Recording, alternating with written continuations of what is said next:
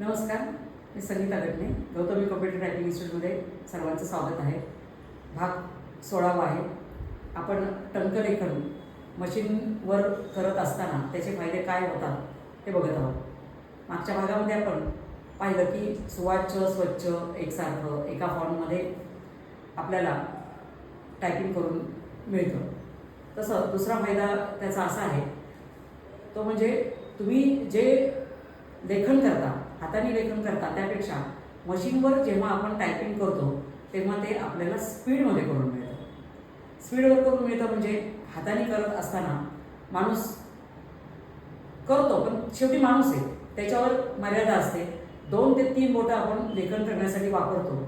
त्यामुळे होतं काय की एक तर वेळ लागतो आणि त्या माणसावर ताण येतो आणि मग त्याची बोटं दुखणं, पाठ दुखणं, तो माणूस इतका थकून जातो की घरी आल्यानंतर त्याला काही काम दुसरं सुचत नाही, थकून जातो आणि काही आजार पण लागू शकतात.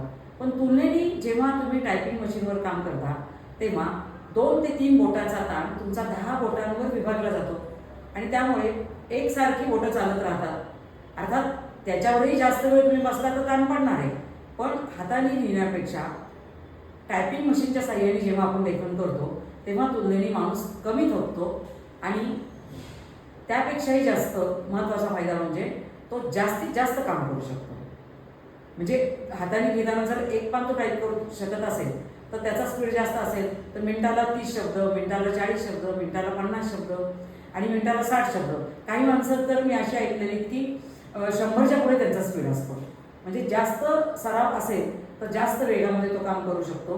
म्हणजे न थकता आणि जास्तीत जास्त स्पीडमध्ये काम करणे हा तुम्हाला हाताने लिहिण्यापेक्षा टंकलेखन किंवा मशीनवर काम केल्यामुळे फायदा मिळू शकतो. धन्यवाद.